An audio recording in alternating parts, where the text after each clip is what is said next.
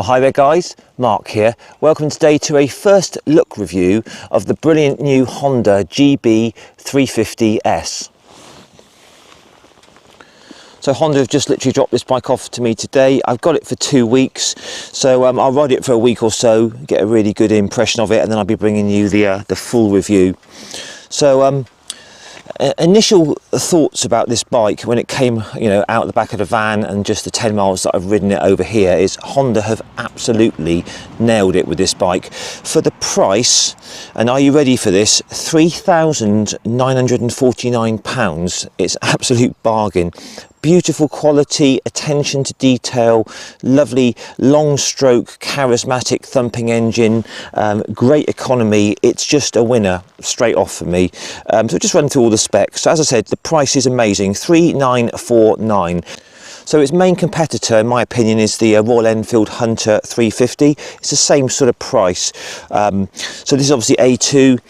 It comes with a 348cc air-cooled single cylinder, that's single overhead cam 2 valve. So this engine is a long stroke, so its bore is 70mm and the stroke is 90mm. So there's your bore and there's your stroke, so that gives it that lovely charismatic thud sort of sound. Very, very charming to ride, gives it lots and lots of torque, so it's not a high revving engine. We've got 21 horsepower at 5,500 RPM. And torque is again very, very low, 29 Newton meters at 3,000 RPM.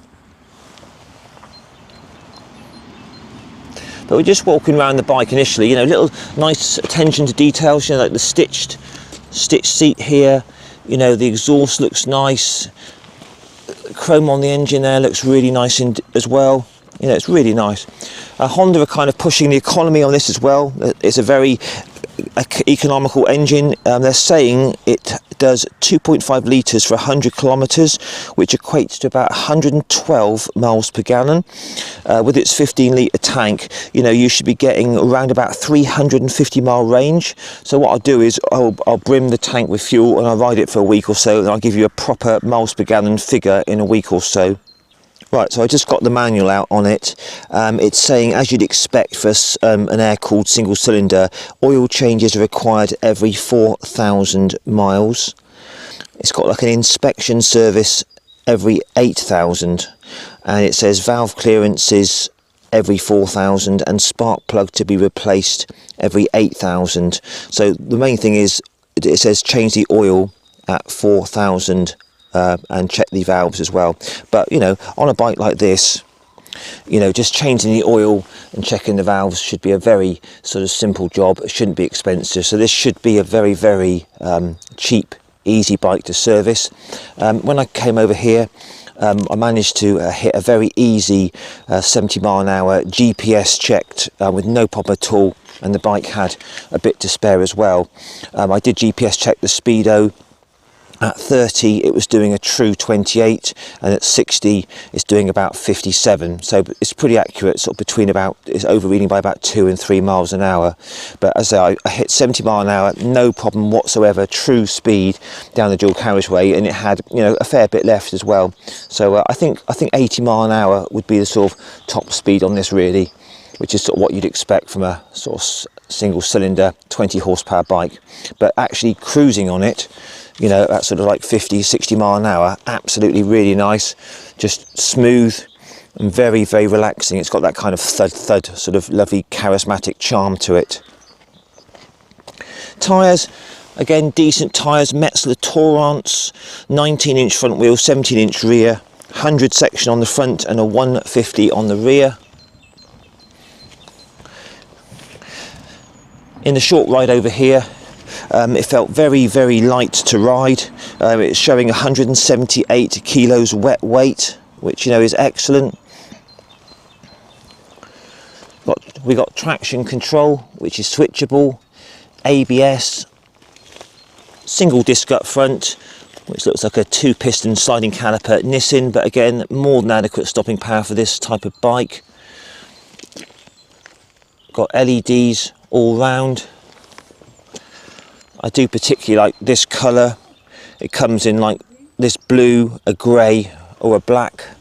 So just sitting on the bike, as I said, I'm 5'7" with a 30-inch inside leg, and my balls and my feet are down, but I'm not quite flat-footed on it. So it's reasonably not too bad at all. You know, if you're a bit shorter than me, you'd still get on well with this. The main thing with this bike is it feels very, very light. It's quoted at 178 kilos wet, but to be honest, it feels lighter than that to me. Very, very comfortable seat, very comfortable. The suspension feels nice and plush on it, and it is very plush to ride. Pretty much sort of straight down leg position, loads of room here, really nice bars, nice width apart. They're raked back ever so slightly on the sort of the top yoke here with the angle of the bars, but it's a nice natural position. The clutch is super light, the brakes are good, the throttle's nice and light and mellow. So the riding position's just typical kind of, you know, retro sort of naked machine, old school sort of style, but feels really comfortable, and it handles like a dream as well. So so far, initial thoughts: riding position, suspension, really good. Just continuing walking around the bike. Traditional speedo. You've got a little tiny sort of LCD in there. Don't know if you'll be able to see it in the sunshine. It's got your trip odometer, gear position indicator, clock and fuel gauge, and all your warning lights down the side there. All nice simple controls. Passing light, high and low beam, horn, indicators, all very nice and tactile. Start button over there.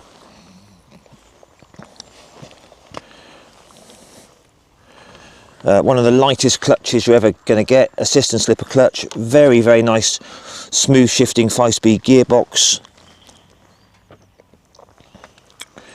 It has a centre stand, which is great for doing cleaning and maintenance. Preload adjustable shocks. Coming over here today, the ride quality on this is very, very good. Whereas the Hunter's a little bit on the firm side, this is much, much more compliant. Very nice, comfortable, soft suspension. As I say, 800mm seat height. I can very nearly flat-foot it, not quite. So, and I'm 5'7" tall with a 30-inch inside leg. But the nice thing is, it just feels so light when you sit on it, and very comfortable as well. But I'll report more on that on the full review.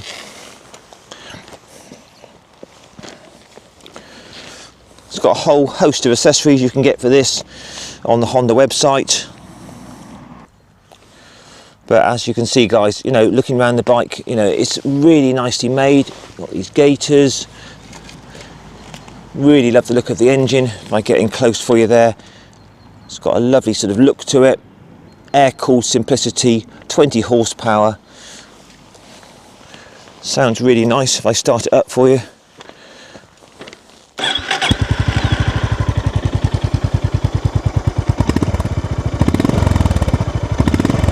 It's got that thud sort of noise.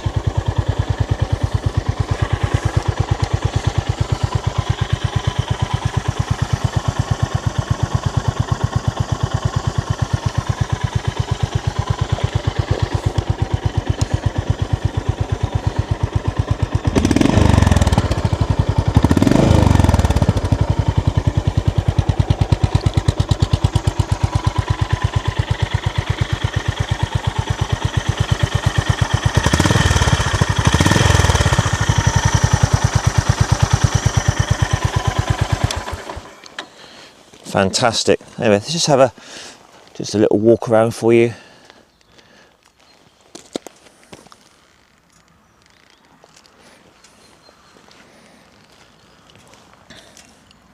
Must admit, out of the three colours, this one I do prefer. So I took this panel off, which has got an Allen key. Just behind there is kind of like your airbox air filter. The seat comes off, just undoing the two bolts there, and on the other side I'll just put a picture in. Not much under the seat really, no storage, but it comes off easy enough with those two bolts. Underneath there's a toolkit and the manual. I say the twin shocks look really nice. Behind here you've got your battery, which comes off with a key there. And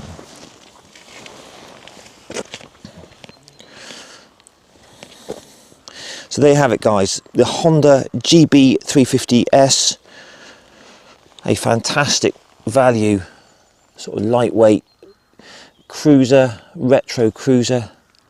So I shall look forward to bringing you the full review on this in about a week's time. So anyway, post your comments down below, guys. Please give me a like, share and subscribe, and I'll catch you in a week or so. Bye for now.